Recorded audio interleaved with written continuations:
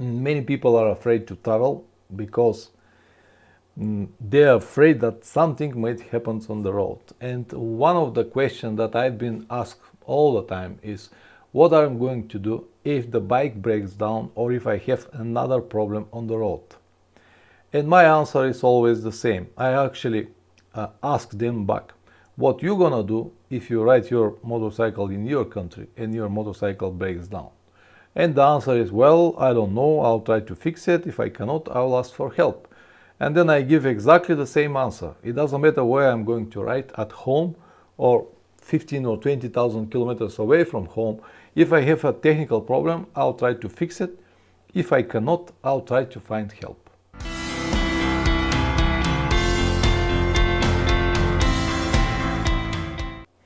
Alright, we're gonna have a long discussion as usual today. Glad to meet you here. And as I already told you last time, you can see now it's still light outside. Summer is coming. And Richard, of course, what we can do without Richard? Hello Richard, how are you doing? All good, thank you. Plenty of miles this week. Summer coming. Yes, summer is coming. I also done a lot of kilometers this week. And Graham from New Zealand. Hello Graham, how are you? How is the weather down there? You must have winter already. Or just started. From so far away. Almost like 12 hours difference. So it must be early morning now in New Zealand. Something like that. Okay, Matthias, Wim, Richard and Graham. 4 people. The counter still show 3 people. Interesting. And Nikolai Kosev. Здравствуйте, Nikolai, как си? Nikolai from Bulgaria, living in London. Graham, a bit wet and cold wind mostly. Okay, it is winter. You're very well, Nikolai. Nice to hear that. I guess in Sofia it's the same in Varna. They promised rain, but 1 week no rain. So we were lucky to ride a bit. Maybe tonight it will rain, maybe tomorrow, who cares? Even if it rains when it's a summer, it's not that bad. Alright, I think I'm ready to start. The topic is when the adventure goes wrong. This is interesting topic. Many people are afraid to travel because they are afraid that something might happen on the road. And one of the questions that I've been asked all the time is what I'm going to do if the bike breaks down or if I have another problem on the road. And my answer is always the same. I actually ask them back, what you gonna do if you ride your motorcycle in your country and your motorcycle breaks down? And the answer is, well, I don't know, I'll try to fix it. If I cannot, I'll ask for help. And then I give exactly the same answer. It doesn't matter where I'm going to ride, at home or 15 or 20,000 kilometers away from home. If I have a technical problem, I'll try to fix it. If I cannot, I'll try to find help. The answer is always the same. And this actually situation never changes. It doesn't matter how far away from home you are. You have to understand this. There is no guarantee that even if you have a brand new motorcycle, it will never happen. Breakdown situations or any other situations that I'm going to discuss with you today in this stream could happen at everywhere around the world, in your home or, as I said, thousands of kilometers away. So what I'm gonna give you also is a few examples. First is a breakdown situation in the middle of nowhere, burned clutch. Then I'm gonna talk about food poisoning, lost documents, bad luck in the middle of nowhere, broken leg in the middle of Sahara Desert, crash accident in Turkey, high elevation sickness, extreme heat in Asia, and how an expensive rescue operation was almost sent to me in Ladakh, India. In all of these situations, we're gonna discuss exactly the topic of the stream, when the adventure goes wrong, because we've got our plans. I told you many times that the plan is something very important, but the destiny always got its own plan. So what we have planned might not go exactly as we plan it. And that's why I always said, don't look for adventure, because the adventure will find you one way or another. In all of these situations, the situations that I'm gonna tell you in this stream I did not ask for any adventure. It just came. Because on a long trip, everything is unpredictable. As I said, you have your plans, you have your idea how the trip supposed to go, but the plans and the ideas and the reality are never matching perfectly. If they go well, it's good, but sometimes even small things could just change the whole plan. And that's why you have to be ready for everything. And most important of everything is when something bad happened, it doesn't matter what, do not forget that when you're in a stressful situation, your body and your brain work much better. You have all of this, what I have to say, you have already these skills in your brain. You just need to unlock it. So your brain and your body will work much better than in the normal situations. And be creative, do not panic, and calm down, and you will find a solution. This is something that I can promise you now. For every possible problem that you might have, doesn't matter where around the world, you will find a solution if you are calm and if you do not panic. If you panicked, there is nothing you can do, and even people cannot help you, because you cannot help person who don't want to be to receive help. So stay calm and don't panic, and you will find a solution. This is the advice that I can give you now, straight away. And do not stop believing in the people's goodwill, because good people you can find everywhere around the world. So back to the original question, what I'm gonna do if I have a breakdown situation now, for example, on my next trip in the middle of Siberia? And my answer will be, I'll try to fix this problem. If it's possible, I'm gonna fix it. If I cannot fix it, then I'm gonna look for help. Everywhere around the world are living people. These people are the same like you.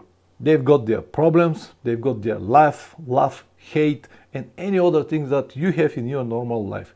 Just because you're born in big Western country or whatever country you live in, does not mean that in the rest of the world people got nothing and they don't know how to fix motorcycles, or they don't know anything.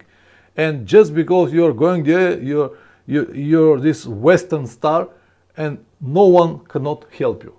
If you understand what I mean with this a little bit confused sentence. But as I said, everywhere around the world you can find help, because everywhere around the world people living their lives.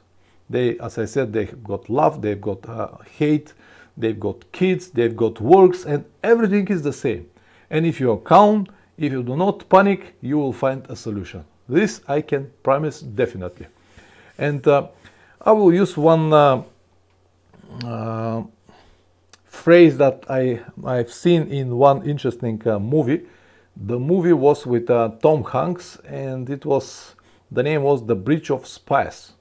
It was about Russian and American spies that were catched during the Cold War, and they exchanged them in the middle of Berlin in one famous bridge in Berlin. I've been to this bridge many times. But the point I wanted to tell you is that from the moment they catch the American spy, and Tom Hanks was his lawyer, and he was explaining to him what is the sentence, and they might give him a sentence to life or even death sentence in Russia because of his crime, but he was not worried at all. And then Tom Hanks asked him, are you not afraid that you might die here in America? And the Russian spy said, will it help? Will it help if I worry now? So I can ask you the same. You love that movie. Yeah, it's a wonderful movie. So I can ask you now, if you worry now about your future trip that is still not started, but you're afraid that you might have a breakdown situation somewhere in the middle of nowhere, will it help? No, it won't. So you don't need to worry about it, because you don't know first, will you need help? Maybe everything will go absolutely smooth. Yes, I'm gonna tell you now all of these situations that I've got during my trips, but in all of these situations we found solutions, and I went and continued my trip, and I completed all of these trips, and here I am now in front of you talking after so many years, even that I've got so many different situations. So solutions are always there. You just need to be calm and go and pick the right for you and continue your trip, or come back home safe in one piece, whatever happens. So let me give you a few examples that might help you or might give you not exactly the guidance, but maybe will give you some courage. And will with these examples, I just want to show you that in every situation you can find a solution. The first that I want to say now, it's a breakdown situation, actually burned clutch in the middle of nowhere. So when I was in Central Asia, in Turkmenistan actually, with my riding friend Dima, we wanted to go and see Dervaza gas crater. This is an interesting gas crater in the middle of Karakum desert that's burning gas. It's a very spectacular picture to see it, especially during the nights. They also named it the door to hell. This is what they name it. Let me see if I can find it here to send you a link to read about it. So we wanted to see this gas crater in Dervaza, but because on this trip, this was the first trip to Dima, which was including some kind of dirt roads and sands and stuff like that, and he was a little bit afraid to ride on the sand, and because of that he burned his clutch in the sands, on the sands over there, because to reach this gas crater you need to ride like 7 kilometers on a very deep sand. And if you never done it before, it is absolutely possible to burn your clutch if you don't know what to do exactly. So during these 7 kilometers, we spent like almost like a 1 hour and 30 minutes to get there. There were a lot of fall downs and a lot of pushings and stuff like that. But finally, on some stage on the next day, when we were getting out of this sand, when I was pushing Dima, I heard that his clutch was sleeping, and I asked him, "Is your clutch sleeping? Is everything all right?" And he said, No, everything is all right. The clutch is fine." And I said, "Why don't you release the clutch? And I'm pushing here and the bike stay on one place." And he said, "No, everything is all right." So we finally get out of this sand, but after a few kilometers already on the road, he said on the intercom that, "Well, I think that my clutch is already burned." And I said, "You think, or is it already gone?" So we stopped to check, and we find out that the clutch is already burned. And we were in the middle of Turkmenistan. We did not have any spare clutch plates, and actually we've got no solutions at all. So in this situation, after more 20 kilometers, the bike started to sleep really badly. The clutch started to sleep really badly, and our speed from 80 dropped to 60. After a few more kilometers, we dropped to 40. And after a few more kilometers, we even dropped to 20 kilometers per hour. And with probably 20 or 15 kilometers per hour, we were able to reach a town on the road that we have been. And of course, in this town, we cannot find anything. There is no garages over there. There is no spare parts, nothing. What we found is one hotel. So we parked the motorcycles in the hotel and start to think about it, what we can do at the moment. It is obvious that with this motorcycle we cannot continue travel. It is obvious we don't have any clutch. So then I remember that I watched somewhere that someone got a similar situation, and he had under the springs of the clutch small washers, and these washers actually lift the springs a little bit and provided more pressure to the plates, and the clutch was working. We have never done this before. I just read about it, but I never done it before. But even so, this information was more than enough to put his motorcycle on the ground like a dead horse, open the cover of the clutch, take all the plates out, remove the springs, and put the small washers under the springs to help to press the clutch plates. And with this situation, we managed to bring back the clutch to some kind of specifications and continue our trip. In fact, the clutch burned once again, but after 7,000 kilometers in Kazakhstan. So after this situation, we've done 7,000 kilometers with already burned clutch. So we saved the situation at the moment. And then just before the clutch finished again, we were in Kazakhstan, in Almaty, and we've got the chance to change it. Over there we found a good garage and spare parts and everything, but we thought that the clutch will be will stay and will work until Bulgaria, and 1,000 kilometers later it burns again. So even if we want to put the washers once again, it doesn't work anymore. So again, we can stop on the road and cry and panic and say nothing we can do at the moment. It's impossible to fix, or just to ruin the whole trip. But what we have done, we found a transportation from the position that we were to Samara, Russia. It was more than 800 kilometers to transport the motorcycle in the cargo area of one big truck. And then in Russia, we found the plates and fixed the clutch. This is one situation that in most of the, for many people will be like end of the trip. But somehow, because we stayed calm and because we were thinking, we were using our heads and our brains, we were able to fix this situation and continue traveling to our trip. And we actually finished the trip. So this was one of the situations that I want to tell you. Let me go to the second. Food poisoning. This might happen to many of you. And once again, if you just think about it, oh, I have such a bad diarrhea, what I'm gonna do? You will survive. You don't need to worry about it. Diarrhea will come one way or another. If you plan to travel outside of Europe, especially around Asia, it will be not will it come, it will be when it's going to come. So if you have problems like health problems or diarrhea or whatever, all of this is fixable if you're only calm down. You can have a local pills or local doctor or whatever you need.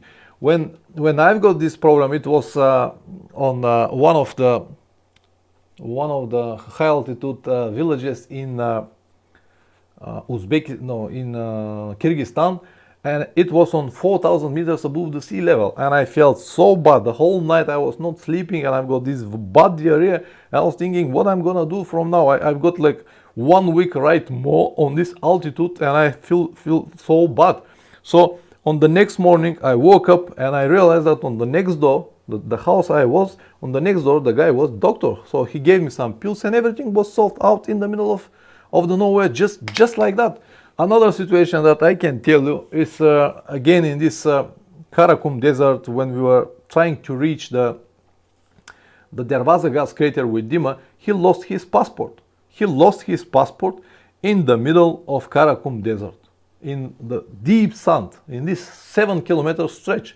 And what you're gonna do without a passport in Turkmenistan? Turkmenistan is very different country. It's more like a communistic country with one big president, important president that is like a god, and you cannot do anything without passport. Yeah, Tenerife traveler, do you carry spare plates now? Yes, I always carry a spare clutch plates after this situation, but back in the days I haven't got with me.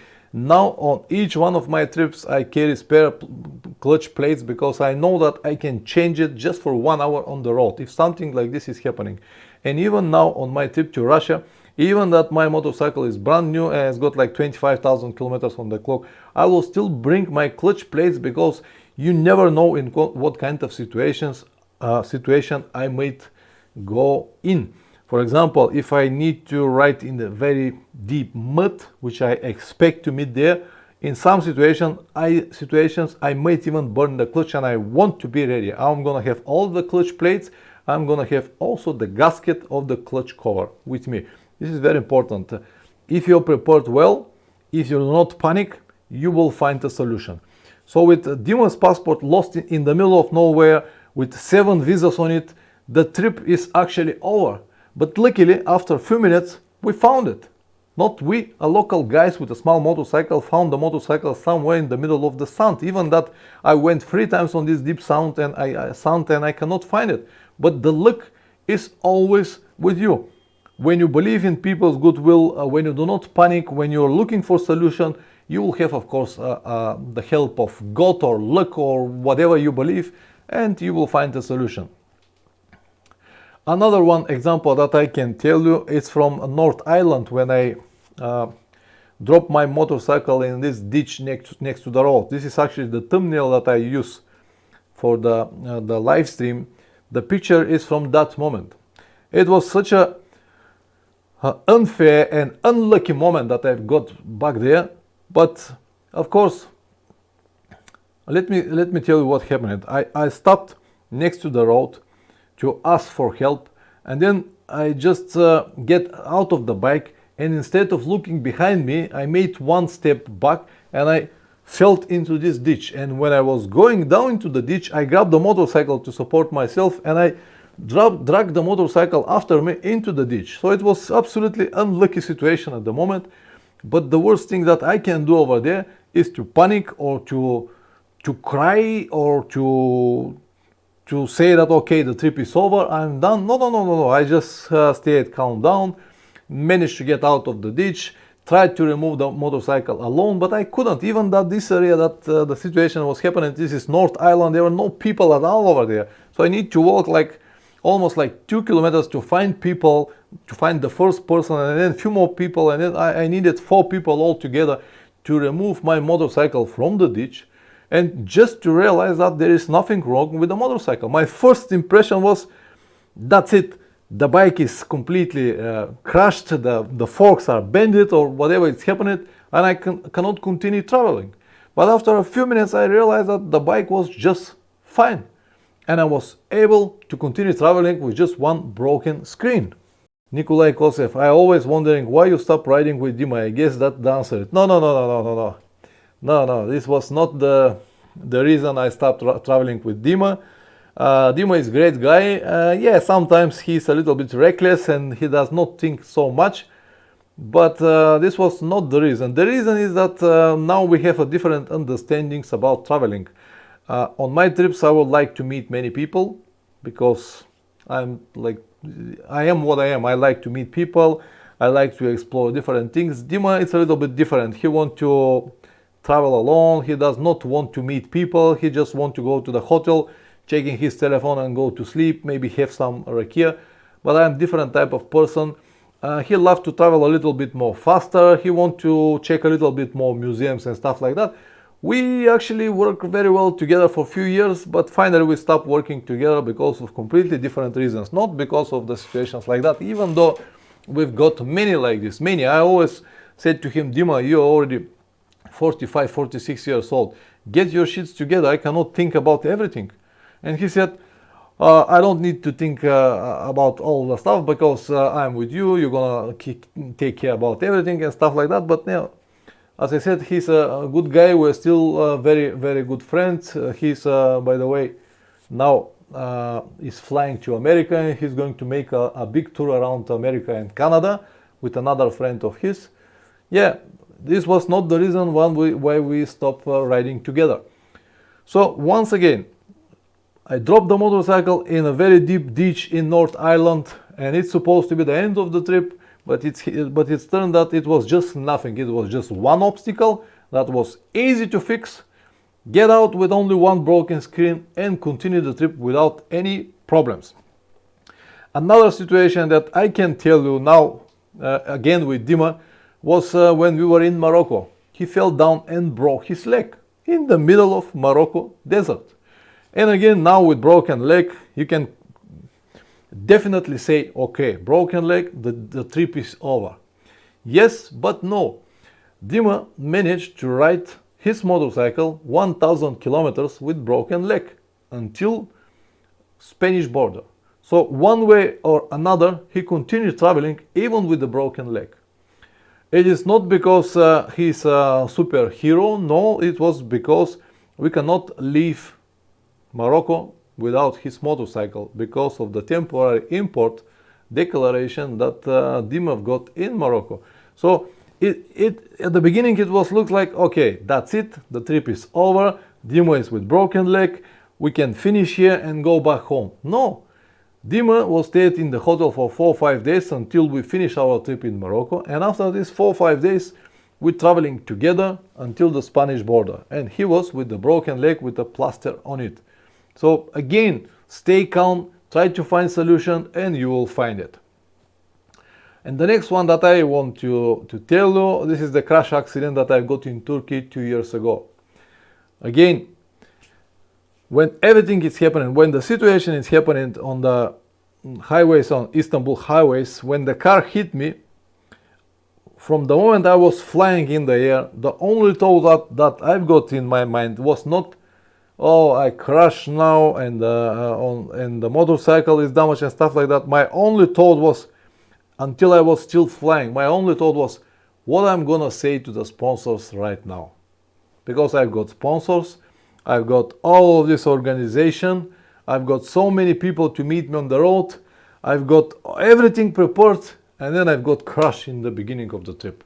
And I said, my thought was, what I'm gonna say to the sponsors right now. And then, boom, I hit the ground. After that, I stood up, I saw that the bike was under the mantinel, under the barrier over there, drag the bike out, lift the bike, start the engine, it was working. And then I look around, and it was not that bad. The handlebar was bent a little bit, mirrors were broken, small damages on the rear side. I checked the wheels were fine. And then my brain started to calm down, calm down, calm down. I said, okay, relax. Maybe the things are not that bad. Maybe I can continue my trip. Maybe I can straighten it the handlebar. I can travel without any mirrors or stuff like that. And just when you calm down, when you just relax and calm down, all solutions will come.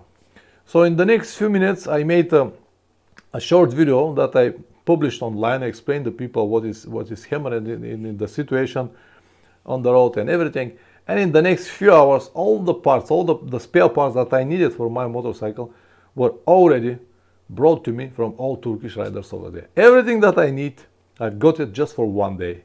And on the next day, my motorcycle was ready to travel. And with the same bike, I've done more 15,000 kilometers around Turkey, completed my trip, and all went absolutely fine. Again, terrible situation in the beginning of the trip. If I panic, if I say no, that's it. I'm scared now. I'm afraid that I'm gonna crash again or something like that. If you panic, that's it, end of the story. But if you're calm down, you can continue traveling. I can give you a few more examples. I've got like a high elevation sickness in Ladakh, North India. I already explained this story many times. I even got a video about it. This was the only time in my trips that I was really afraid that I'm gonna die because of this high elevation sickness. I was traveling on the backside of the truck. I've got this on video. I'm gonna share this video. You did blame yourself quite a lot of the accidents in Turkey. Yes, I did, because it was absolutely my fault. I cannot blame Turkish traffic. I cannot blame Turkish drivers. It was absolutely 100% my fault.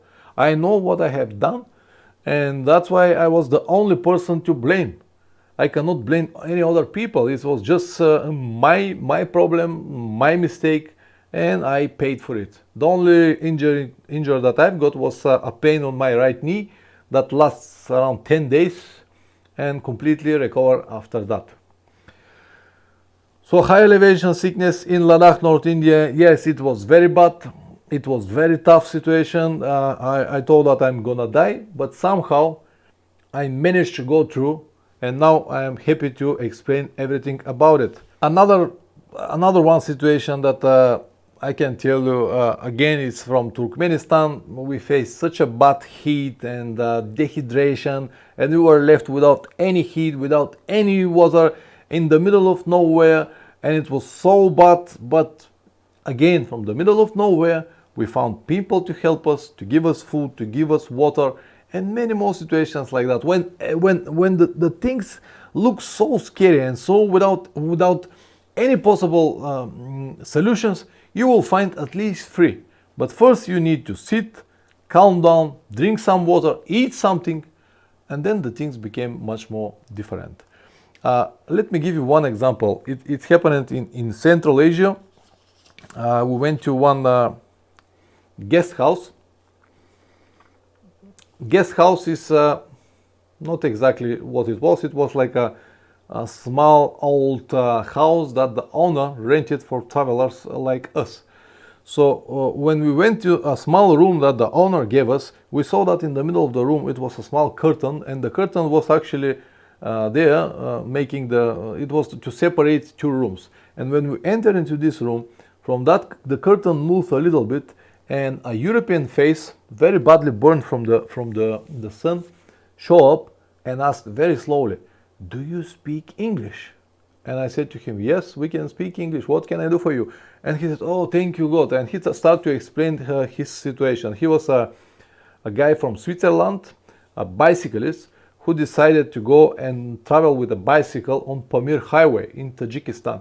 And he got his bike shipped to Bishkek, and from Bishkek he started traveling with the bicycle, and he got only 5 days, and he was in such a bad condition, burnt everywhere from the sun, completely dehydrated, completely exhausted, completely not in good shape, and ready to go home.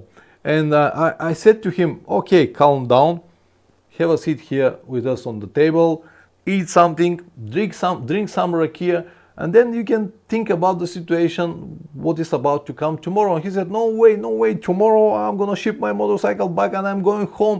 He was panicked. He just wanted to go home immediately, just like that. But after a few more minutes, a few more drinks, and a little bit more food, he relaxed, and then he started to think more creatively, more positively. And after maybe an hour more, he decided, "Okay, I'm gonna calm down and I'm gonna continue." Because I said to him, "You don't need to panic now, because everything you need to worry now is just one day. You need to survive one more day. If you cannot survive tomorrow, then you can go home." And this will be exactly the same for you. If you have a problem, it doesn't matter where around the world, you just need to calm down, sit down and think, "Okay, what can I do now? Okay, my motorcycle is broken, I need this and that part. Can I fix it here? No, you cannot fix it here, but maybe you can fix it around on the next town, which is 100 kilometers away. Okay, what I need now? I need a truck to load my motorcycle. Okay, I'm gonna stay here and wait for truck to load my motorcycle." And then you'll start to find different solutions. Then you'll see a car. Maybe the truck is not going to come, but we can put the motorcycle in this car if I remove the front wheel or the handlebar. And this is how the solutions are coming one after another. Poacher, would you have any problem if your only language was English? You speak several languages, that makes your trips possible. This is a good point, Poacher. Yes, if you know more languages, of course it's better, but even if you don't know any languages, you'll be alright. For example, nowadays we've got Google Translate and so many different applications that you can have on your telephone to help you with almost any language that you need. Example that I can give you is from Mongolia. In Mongolia, people speak nothing, just Mongolian language. In many rare situations, very old people speak a little bit Russian, but that's it. So the whole Mongolia, we were shaking hands, drawing pictures, and using Google Translate for everything that we need. One of the examples that I can give you is the word for hotel. The word for hotel everywhere around the world is the same. Hotel, hostel, whatever. It's the same around the world. But in Mongolia, the word for hotel is Tajbuhal, which is completely different word. So one of the days we enter a town that was small town, nothing significant, but I know that in this town we can find a place to sleep. So we enter this town and riding in the middle of the city center and looking for hotels. And there were no hotels. And after we spent like 15 minutes going around, we haven't seen nothing, no hotels. And I said, whoa, well, and I stopped asking people, hotel, and people know nothing. They did not even recognize this word. And then we stopped and we Googled it and we realized that the word for hotel was Tajbuhal. And then we can see it, Tajbuhal there, Tajbuhal there, Tajbuhal everywhere. So yes, definitely the languages will help, and they will be very useful. But even if you don't know the language, you will be alright. For example, the whole Turkey, I went around whole Turkey with probably around 15 or 20 words, Turkish words that I know. And they were bread, cheese, chai, water, and place to sleep. These are the words that I used in the whole Turkey, and they helped me a lot. So my advice to you, if you plan to go to a country that is different, that got a different language than yours, at least learn some basic words, because they can definitely help you. Okay, so as I said, whatever situation you have, if you stay calm down, if it's necessary, sit somewhere, have food, have some drink, and start to think about it. Okay, what can I do now? Start to think about it the same way you're gonna think if you are at home. Not to panic, not to get crazy, not to start to break everything and fall apart. Just calm down and you'll find the solutions. And yeah, I've got a few more examples, but I can see that these examples are not exactly the proper one that I was thinking. And maybe I told you these stories with only one person, and it is not to tell you that I'm a great rider. No, it is to show you that you can find a solution to every possible problem that you can have on the road.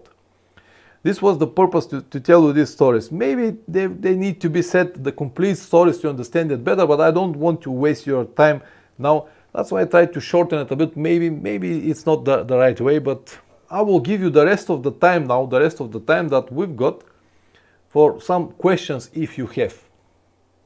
They might be technical questions, they might be different questions, they might be questions on the topic or different topics, whatever you like. Just ask me questions and I will try to help.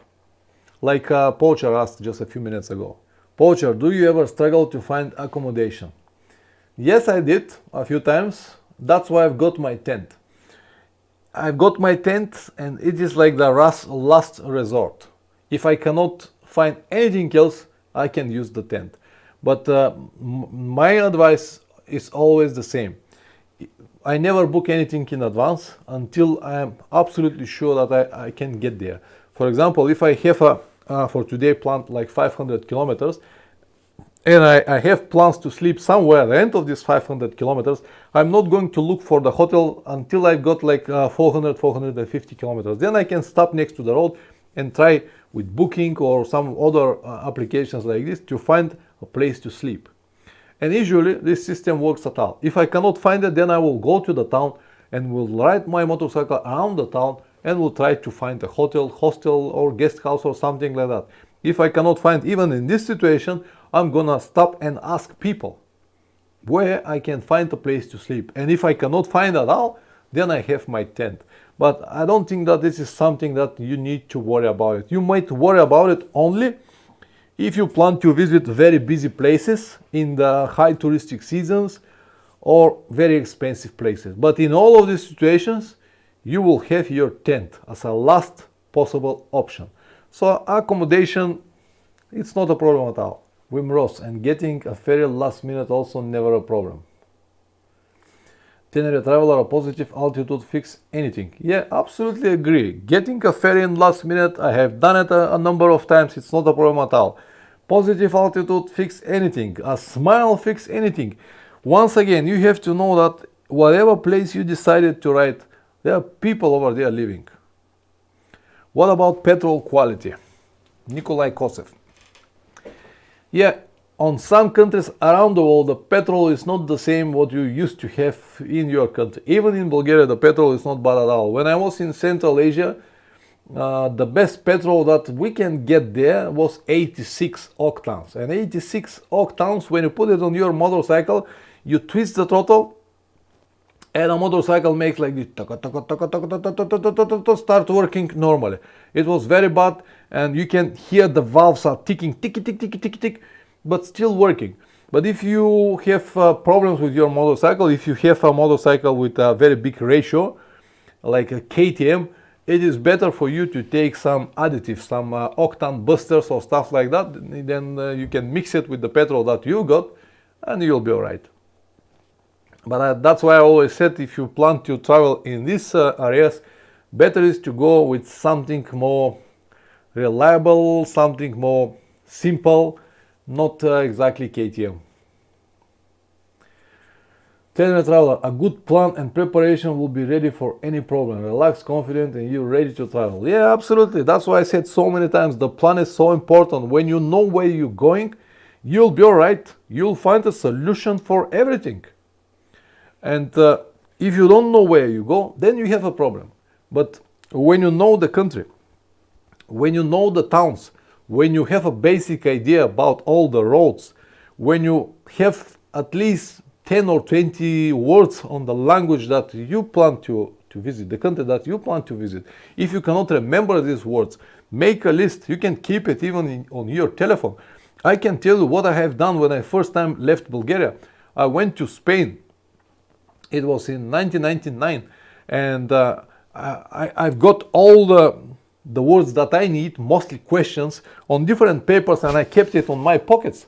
So every time when I need something, I just take this paper and I was reading, where is this, or I need this, or I need that. This is something that you can make to prepare yourself better. If you don't know the language, write some words and you will be alright.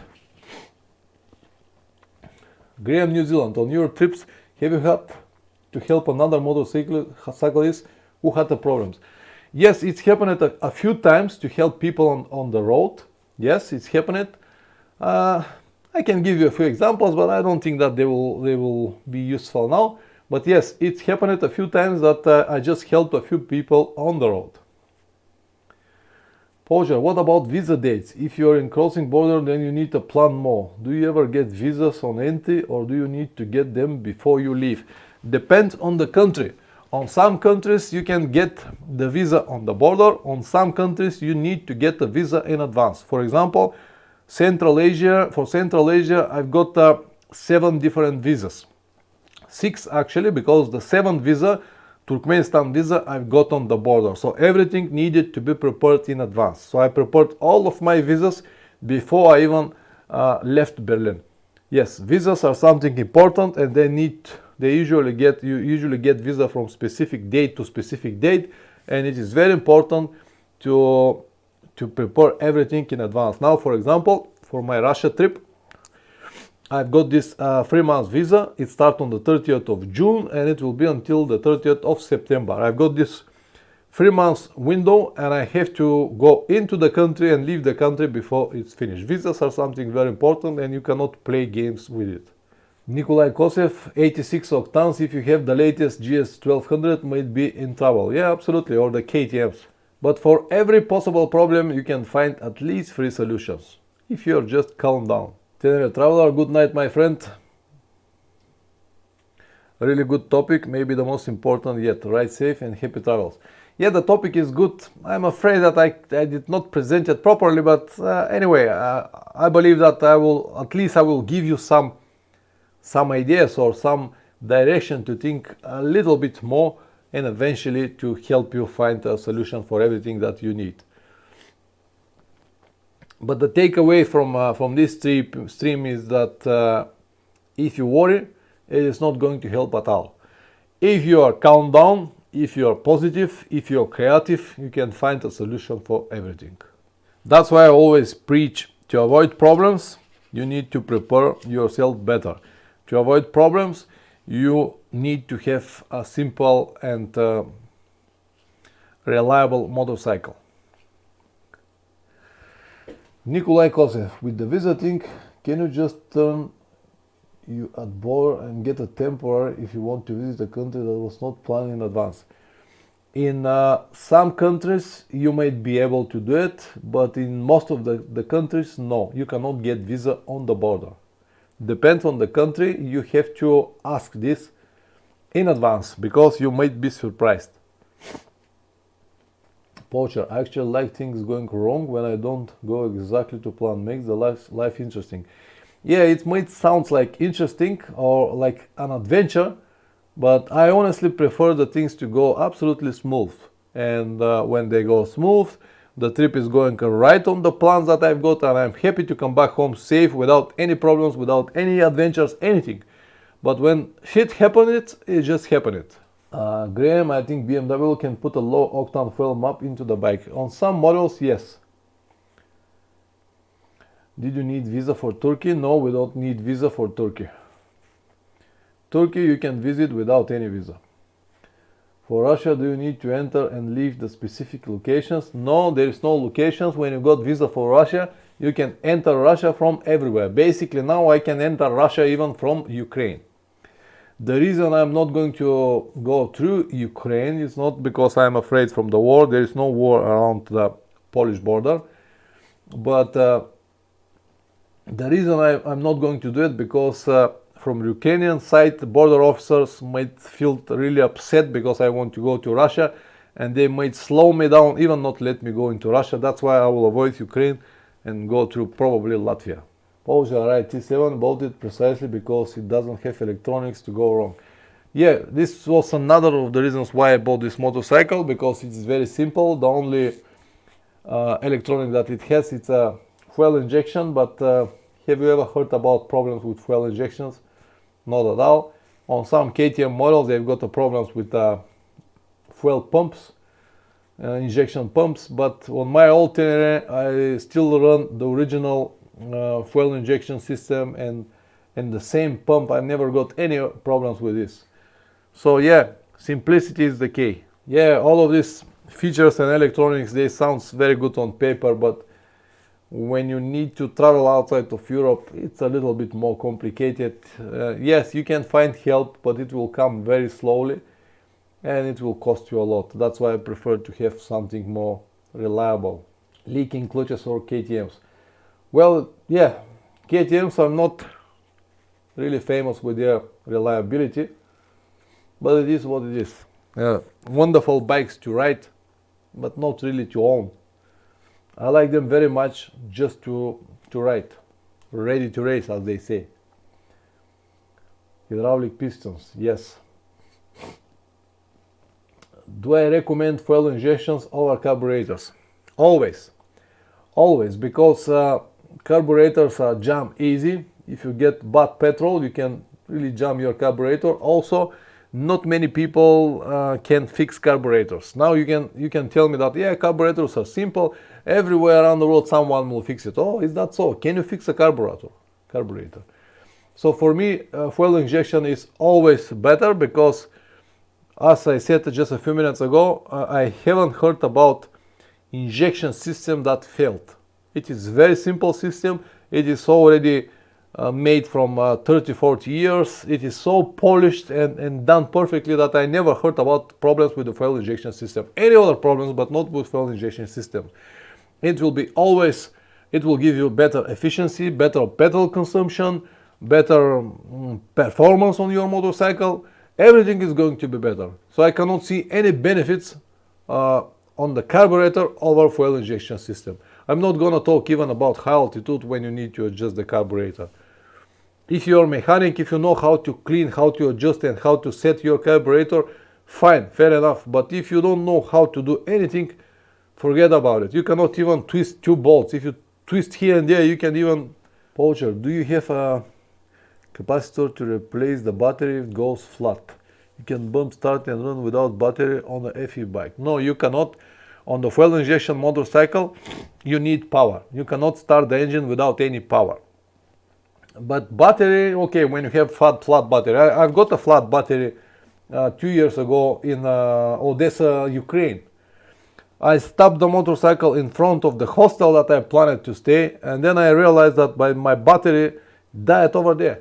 On the next day, I found another battery, replaced it, and job done. So when the battery died, you just replace it and continue riding. But yes, you're right, you cannot travel without a battery if you have a fuel injection system. This is maybe one of the minuses, but you're gonna need battery anyway, even on the carburetor. Yes, you can use a capacitor, easy to make. Okay, maybe, fair enough, I didn't know about this. But you're gonna need your battery anyway. You cannot just push and jump start your motorcycle all the time. Especially if you have something like 600-700 cc, it's not that easy, or even bigger, it's not that easy to jump start it. Nikolai Kosev, do you lube the chain every day on your trips? Every time when I remember it, I do it. But honestly, I don't worry so much about the chain. Now at the moment, my chain on the Tenere, the stock chain is on 26,000 kilometers. I lube it, I don't know. I did not even use one bottle of chain spray for the whole period of this. I never worry about the chain, and they always last at least 20,000 kilometers. Usually when I ride the whole day on the trips, later in the evening when I stop, if I remember it, I just spray the chain and then continue the next day. The next day, when I stop, if I remember it, I spray the chain, but it's not something that I'm so strict about it. Cost approximately £5. Okay, good to know this. I never tried, it might work, but I'm afraid that if you ride your motorcycle without the battery, you might burn some other electronics. I'm not sure about it, I never tried, but as I said, I prefer just to change my battery and continue traveling. If you have even a little bit of power in your battery, which I believe you're gonna have because it is not that easy to drain the battery completely unless the battery died for some reason. But if you have even a little bit of power, then you can jump the motorcycle and it will start, but you wouldn't be able to use the button to start it. But yes, it is a good information. Thank you very much for adding this, Poacher. If you have any big technical problem, major technical problem, you just break your engine or your gearbox or something like that, you cannot fix this problem anyway, and you don't need to worry about it. If it's happening, okay, it's happening, then you're gonna find another solution. Probably stay there until you fix the bike. But for anything else, you just don't need to worry about it because it might never happen.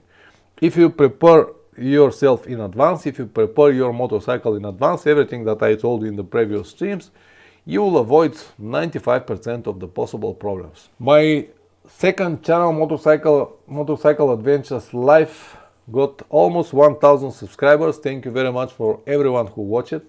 In the next few days I'm gonna turn 1000 subscribers, which is the first milestone that I've got. And let me tell you now, I already said to many people that I'm gonna say it to you as well. The second channel, Motorcycle Adventures Life, I'm gonna use to upload all of my travel videos, include the short updates that I plan to make now on my trip to Russia. Short updates until I'm on the road, non-edited, a few minutes per day or per few days.